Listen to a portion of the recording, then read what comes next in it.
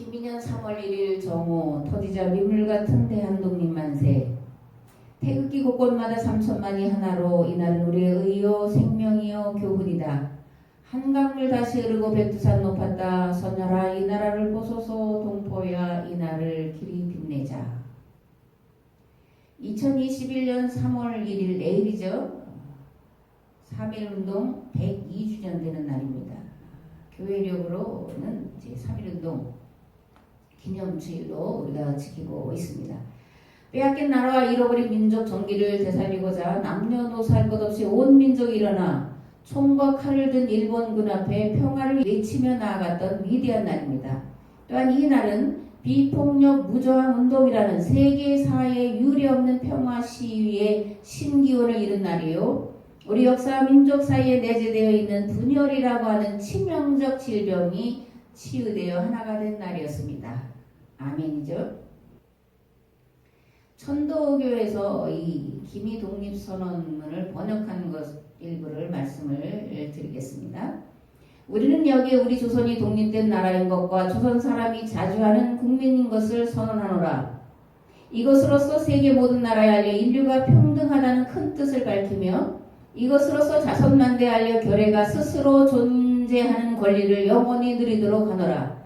반만년 역사의 권위를 의지하여 이것을 선언하는 터이며 2천만 민중의 중성을 모아 이것을 널리 알리는 터이며 사람된 양심의 발로로 말미암은 세계 개조의 큰 기운의 수능에 나아가기 위하여 이것을 드러내는 터이니 이는 하늘의 명령이며 시대의 대세이며 온 인류가 더불어 같이 살아갈 권리의 정당한 발동이므로 하늘 아래 그 무엇도 이것을 막고 누르지 못할 것이라. 낡은 시대의 유물인 침략주의, 강권주의의 희생을 당하여 역사 있은지 여러 천년의 처음으로 다른 민족에게 억눌려 고통을 겪은 지 이제 10년이 되도다. 오호 예로부터의 억울함을 풀어보려면 지금의 괴로움을 벗어나려면 앞으로의 두려움을 없이 하려면 교회의 양심과 나라의 도의가 짓눌려지는 것을 다시 살려 키우려면 사람마다 인격을 옳게 갖고 나가려면 불쌍한 아들 딸들에게 부끄러운 유산을 물려주지 않으려면 자자손손이 길이 완전한 행복을 누리게 하려면 우선 급한 것이 교회의 독립인 것을 뚜렷하게 하려는 것이다. 2천만 각자가 사람마다 마음속에 칼날을 품으니 인류의 공통된 성품과 시대의 양심이 정의의 군대가 되고 인륜과 도덕이 무기가 되어 우리를 지켜주도다. 우리가 나아가 이것을 얻고자 하는데 어떤 힘인들 꺾지 못하며 불러서 계획을 세우는데 무슨 뜻인들 펴지 못할까? 병자수호 조약 이후 시시때때로 굳게 맺은 약속을 저버렸다 하여 일본의 신의 없음을 탓하려 하지 아니하노라. 오늘 우리 할 일은 다만 나를 바로잡는 데 있을 뿐 결코 남을 헐뜯는 데 있지 아니하도다. 엄숙한 양심의 명령을 따라 자기 집의 운명을 새롭게 개척하는 일일 뿐 결코 묵은 원한과 일시의 감정을 가지고 남을 시기하고 배척하는 일이 아니로다. 낡은 사상과 낡은 세력의 얽매인 일본의 위정자의 공명심의 희생으로 이루어진 부자연스럽고 불합리한 이 그릇된 현실을 고쳐서 바로잡아 자연스럽고 합리적인 올바른 바탕으로 돌아가게 하려는 것이라. 용감하게 옛 잘못을 고쳐잡고 참된 이해와 동정에 바탕한 우호적인 새 시대를 마련하는 것이 서로 화를 멀리하고 복을 불러들이는 가까운 길인 것을 알아야 할 것이 아니냐. 또한 물분과 원한이 쌓이고 쌓인 2천만 국민을 힘으로 붙잡아 묶어둔다는 것은 다만 동양의 영원한 평화를 보장하는 노릇이 아닐 뿐 아니라 이것이 동양의 평안함과 위태함을 좌우하는 4억 중국 사람들의 일본에 대한 두려움과 세함을 갈수록 짙어지게 하여 그 결과로 동양 전체가 함께 쓰러져 망하는 비운을 초래할 것이 뻔한 터에 오늘 우리의 조선 독립은 조선 사람으로 하여금 잘못된 길에서 벗어나 동양을 버티고 나아갈 이로서의 무거운 책임을 다하게 하는 것이며 또 동양의 평화가 중요한 일부가 되는 세계 평화와 인류 복지에 꼭 있어야 할 단계가 되게 하는 것이라. 아, 새 하늘과 새 땅이 눈앞에 펼쳐지느나 힘의 시대는 가고 도의의 시대가 오느나 우리가 본디 타고난 자유권을 지켜 풍성한 삶의 즐거움을 마음껏 누릴 것이며 우리가 넉넉히 지닌 바 독창적 능력을 발휘하여 봄 기운이 가득한 온누리 위에 결의에 뛰어남을 꽃 피우리라. 양심이 우리와 함께 있고 진리가 우리와 더불어 전진하나니 남자 여자 어른 나이 할 것 없이 음침한 옛집에서 힘차게 뛰어쳐나와 삼남한상과 더불어 즐거운 부활을 이룩하게 되느나 천만세 주상들의 넋이 우리를 안으로 지키고 전 세계의 움직임이 우리를 밖으로 보호하나니 이 일에 손을 대면 곧 성공을 이룩할 것이라. 다만 저 앞에 빛을 따라 전진할 따름이로다. 최후의 1인까지 최후의 1가까지 평화로. 이제 공약 3장에 들어있는 3가지가 있습니다. 굉장히 가슴 뛰지 않아요? 그냥 아멘이 절로 나오지 않아요? 굉장히 명문이고 위대한 우리의 모든 사상을 다 담아내고 있고, 특별히 세계 평화, 동양 평화에 대한 사상을 담아내고 있는 그런 독립선언서입니다. 이런 독립선언서에 담긴 사상과 가치관 무엇일까요? 첫째는 우리는 자주국이고 자주국민이다 라는 것을 선언하고 모든 인류는 평등하다 라는 것을 말하고 있습니다. 두 번째는 묵은 원한을 쌓아두지 말고 남을 시기하고 배척하지 말고 양심의 명령을 따라 우리의 운명을 스스로 개척하자. 그러니까 내세의 힘을 빌리지 말고 다른 누구를 의지하지 말고, 셋째로 잘못을 고쳐잡고 참된 이해와 동정에 바탕한 우호적인 새 시대를 마련하자. 넷째로 조선 독립은 조선 사람으로 하여금 잘못된 길에서 벗어날 뿐만 아니라 동양의 평화와 세계의 평화에 이바지하려고 독립선언을 하고 있다. 이렇게 선언합니다. 다섯째, 힘과 무력으로 남의 것을 빼앗는 시대를 종식시키고 도의와 인도주의 정신을 확립하자라는 사상이 들어있습니다. 여섯 번째로 타고난 자유권을 누리며 독창성을 발휘하여 온 세계에 우리 민족의 뛰어남을 알려야 된다. 이렇게 말합니다. 이걸 추격하면 자유와 평등사상, 평화사상, 인도주의 사상이 이 독립선언서에 들어있는 우리 민족이 가진 고유의 핵심 가치와 사상인 것을 알 수가 있습니다. 102년 전에 우리 조상들은 단지 우리나라와 우리 민족만의 자유와 독립을 외친 것이 아니라 세계 평화와 인류 공영과 공존, 그리고 무력에 의한 강압으로 남의 나라를 찬탈하고 자유를 억압하려는 제국주의자들의 죄에 저항하여 평화와 자유와 도의를 이루고자 분연히 일어섰고 외쳤습니다. 전 세계에 울림을 주었고 국제연맹을 창설하는 동기를 제공했습니다. 그렇다면 100년 전에 비춰 오늘 우리 사회는 어떤가? 오늘 한국 사회는 진보와 보수, 자유민주주의와 사회주의, 전라도, 경상도, 충청 돌아가는 지역색으로 나누어 갈등과 분열이 고조되고 심화되어 있습니다. 그죠? 특히 정치권 내 하는 것들을 보면 이 분열을 조장하는 데 앞장서고 있는 것을 아주 뼈저리게 뼈아프게 이제 우리가 느끼고 있습니다.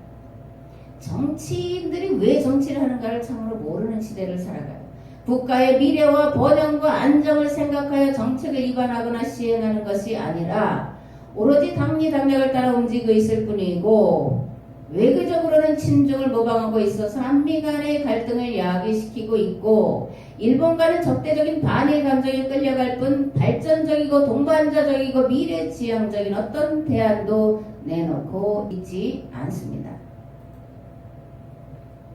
요즘에 중국 사람들이 하는 것 중에 하나가 뭐냐면 김치의 종주국이 중국이다. 한복도 자기들 거다. 고구려 역사도 자기들 역사다. 이렇게 말을 합니다. 특별히 이런 김치가 자기 것이다, 한복도 중국 거다 하는 거를 국가 차원에서 이것을 하고 있다라고 하는 거예요. 근데 문제는 우리나라 대통령, 국무위원, 국회의원 그 누구도 강력하게 이게 잘못이라고 지적하고 시정을 요구하지 않는다는 거예요. 이제 벙어리라는 표현이 어떤 표현인지 몰라 좀 조심스럽긴 한데, 꿀먹은 벙어리처럼 입 다물고 있어요. 한중 이런 표현을 쓰죠. 한중, 한일, 한미 이렇게 쓰죠. 우리나라 앞에 쓰죠. 근데 중한, 이게 도정환이라고 하는 먼저 문화체육부 장관인가 문체부 장관이 중한 이런 표현을, 이거는 대한민국 국민으로 써서는 안 되는 일인데 그런 일들을 국회의원이 버젓이하고 있습니다. 얼빠진 민족이 되어가고 있고가 아니라 얼빠진 민족이 됐고, 자유 대한민국이라는 국가의 정체성을 상실해 가고 있고 상실했고 21세기 세계 역사를 바꿔 새로운 가치관과 방향을 제시할 수 있는 우리 민족의 정신 문화의 뿌리인 홍익인간과 제세하는 말뿐만 남아있지. 그 가치를 몰라서 헌신짝처럼 내팽개쳐 버리고 말았습니다.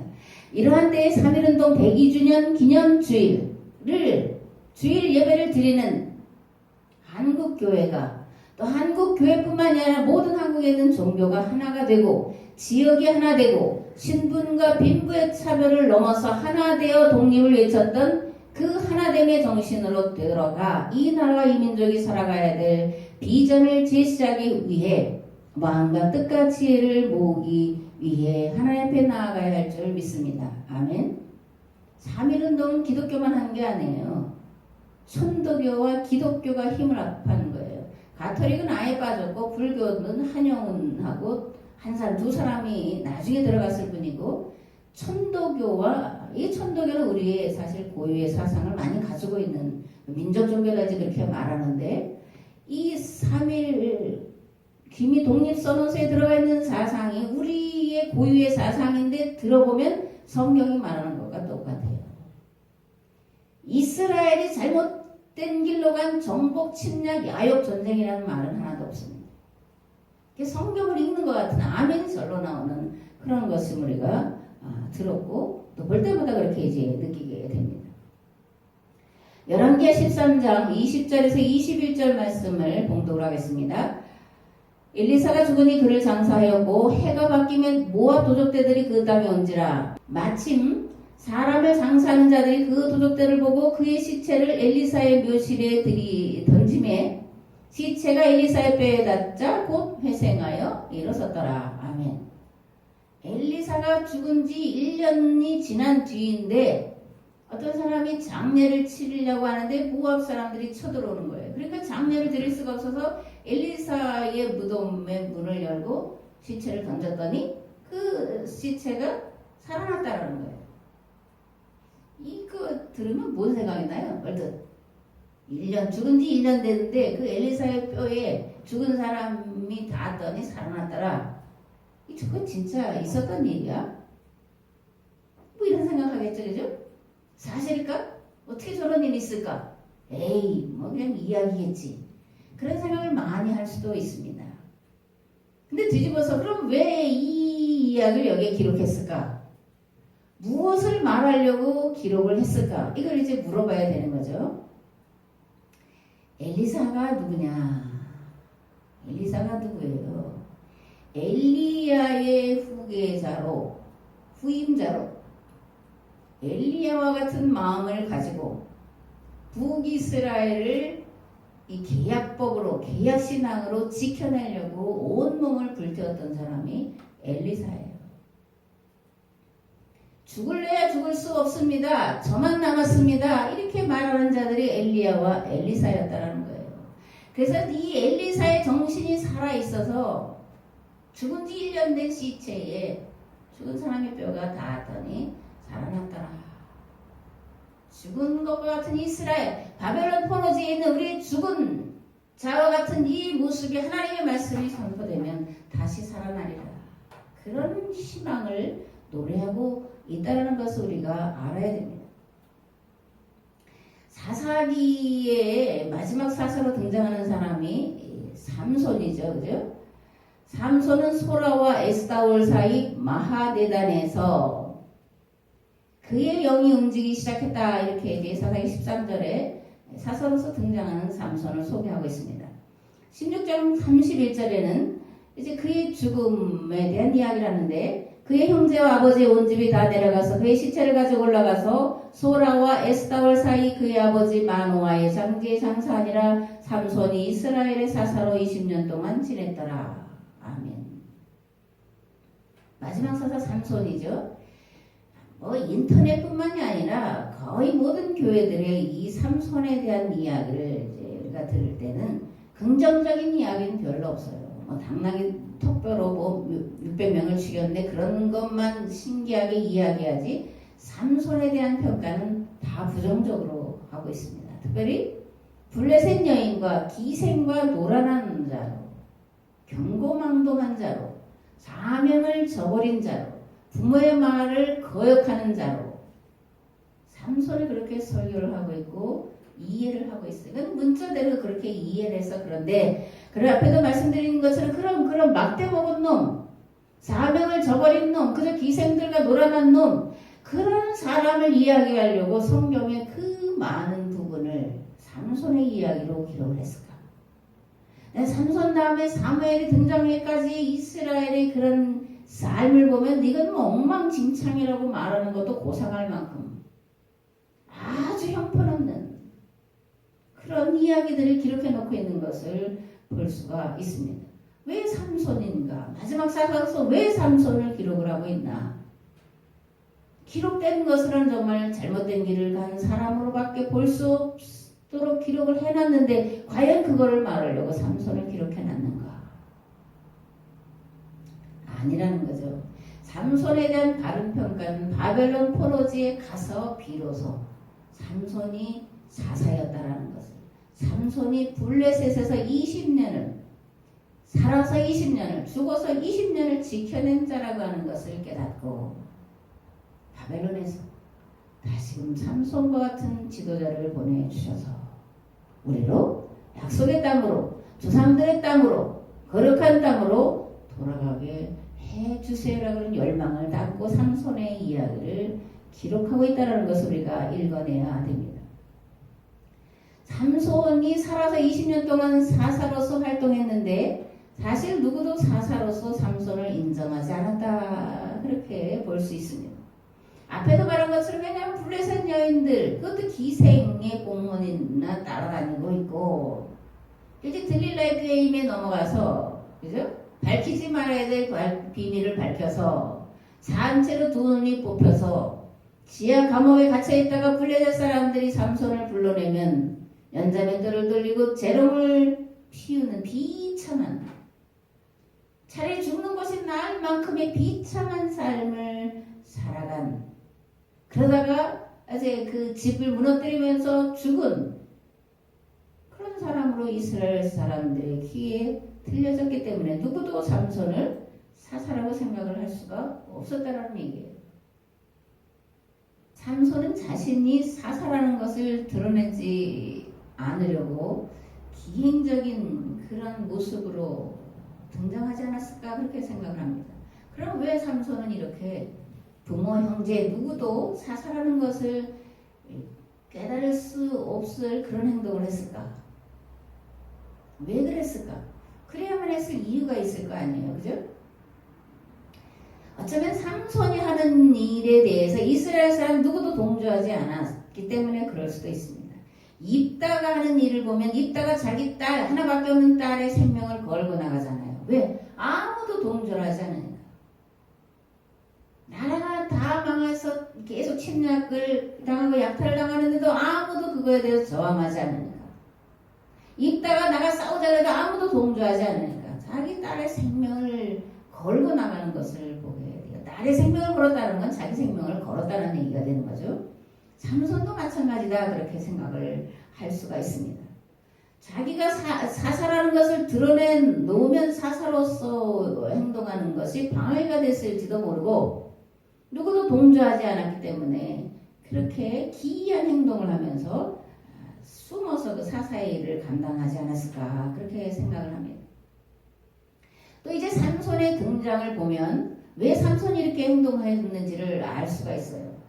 다른 사사들이 등장할 때는 블레셋이든 암몬이든 모압이든 주변 나라가 쳐들어와서 그 쳐들어온 것을 막기 위해서 사사가 등장하고 있는데 이 삼손은 그런 데가 아니에요. 40년 블레셋의 지배를 당하고 있으면서 그냥 그 지배에 그 침략에 그 저항도 하지 못하고 그냥 숨죽이고 살아있을 그때에 그래서 아무도 두려워서 이것을 막아내려고 나서지 않고 있었던 때에 삼손이 등장을 해요.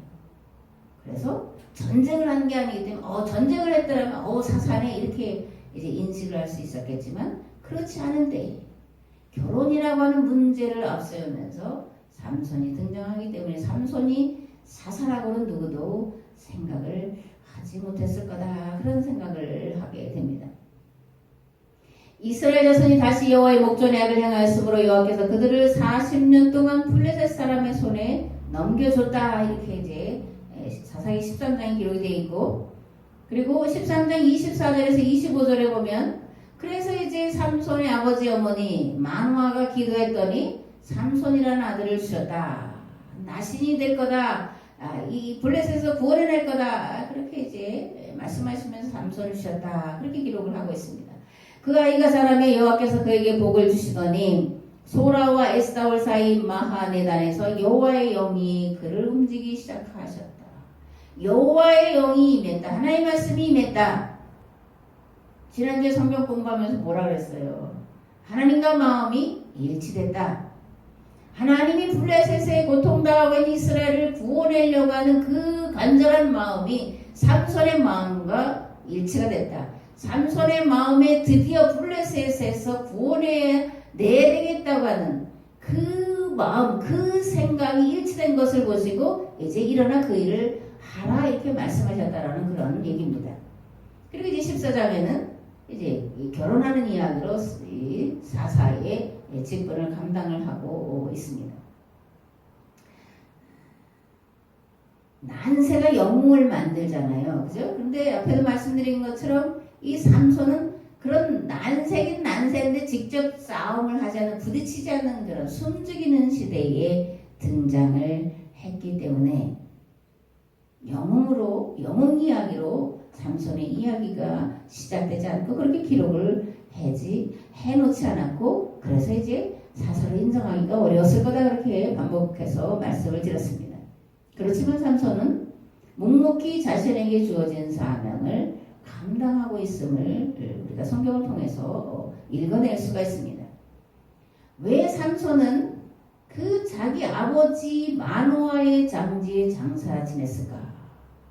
그것도 이스라엘 백성들이 다 와서 그렇게 한 게 아니라 그 아버지의 가족과 형제들만 와서 고향 땅, 그리고 그 삼손의 무덤이 있는 것은 블레셋과 경계선 사이에 자기의 무덤을 만들게 했을까?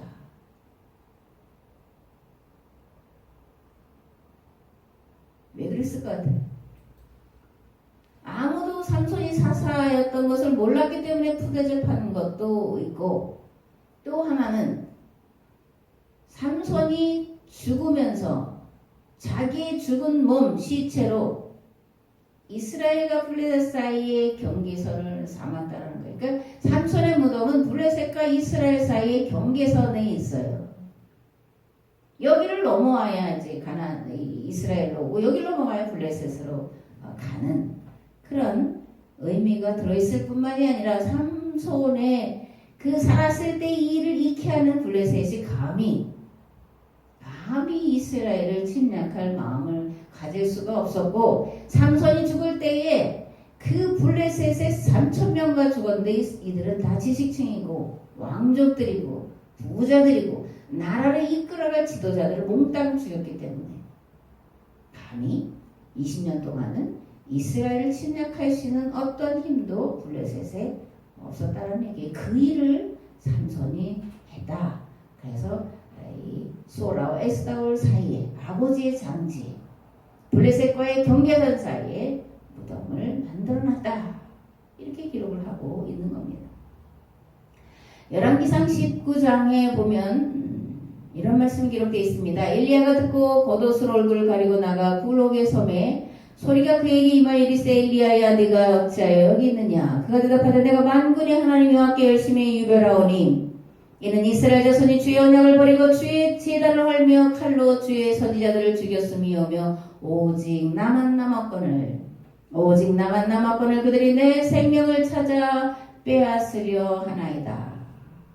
호렙산으로 간 이야기 다음에 이제 하나님이 찾아오셔서 만나는 그런 장면이죠. 나만 남았는데 그들이 내 생명도 차지를 하기 때문에 내가 여기로 왔습니다. 이렇게 말하죠. 그러니까 하나님께서 이렇게 말씀합니다. 아니다. 내가 나를 위하여 바알에게 절하지 않은 자 7천을 남겨놓으리라 아벨 무홀라 사마세 아들 엘리사에게 기름을 부어 너를 대신하여 선지자가 되게 하라. 아멘. 나만 남았습니다. 근데 나마저 죽이려고 합니다. 이스라엘에 하나님을 아는 자가 나밖에 없는데, 계약법을 알고 계약법대로 지키려고 하는 자 나밖에 없는 나까지 죽이려고 합니다. 하나님 뭐라 그러셨다는 거예요? 아니다.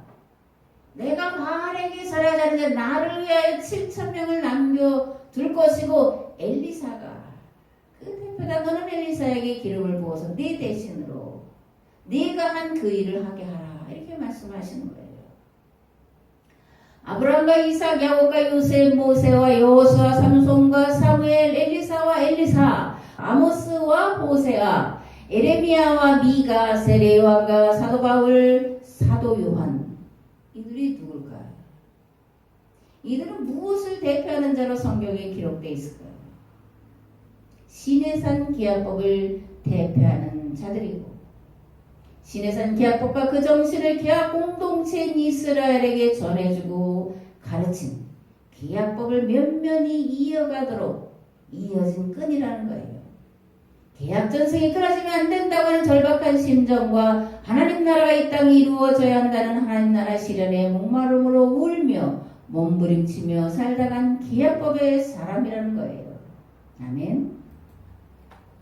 아브라함이 말합니다. 제 신앙을 이을 아들이 없습니다.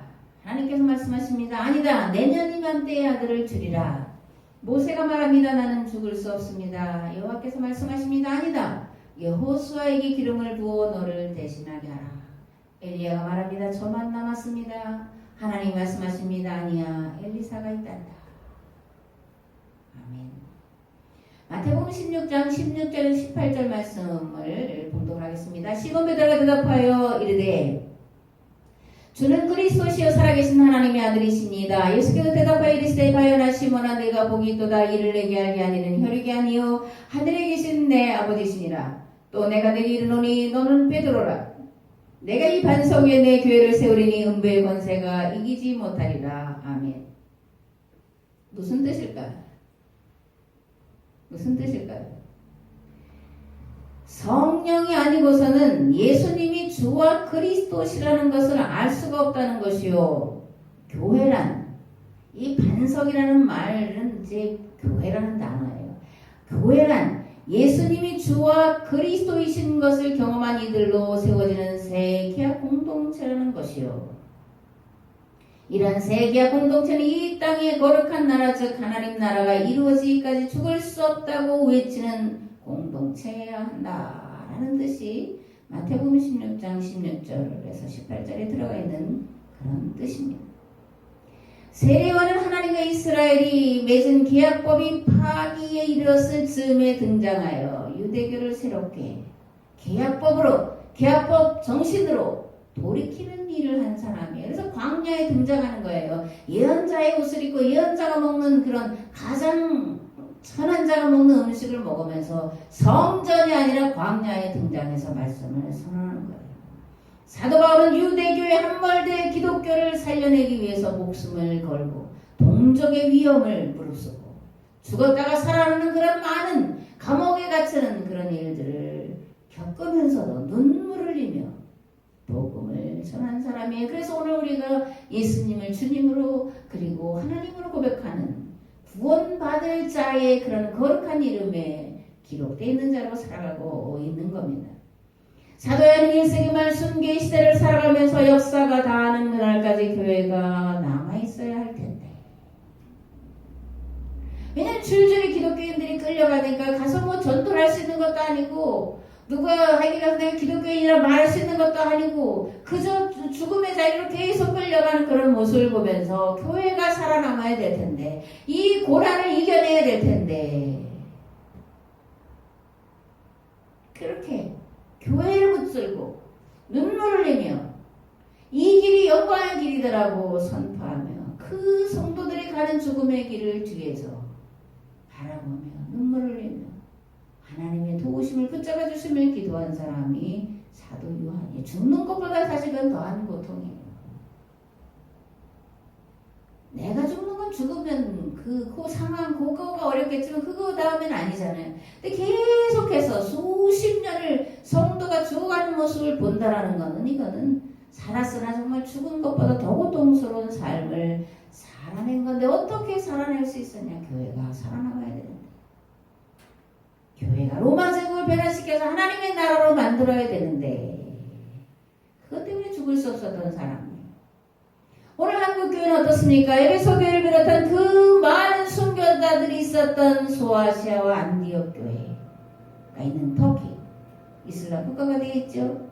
중세 유럽을 다스렸던 가톨릭 교회, 지금 가톨릭이 아니라 카톨릭 공교회, 변제제도 교황제도라고 하는 정치 노름에 빠져서 중세 기독교 사회를 이성주의자들에게 세상의 철학에 넘겨주어 버렸고, 16세기 종교개혁을 일으킨 독일과 네덜란드 그리고 영국과 미국 교회는 살았다고는 하나 죽은 자와 방불한 상태이고, 한국 교회는 온갖 이단과 사이비의 모판이 되어 있고, 오호라 공과다.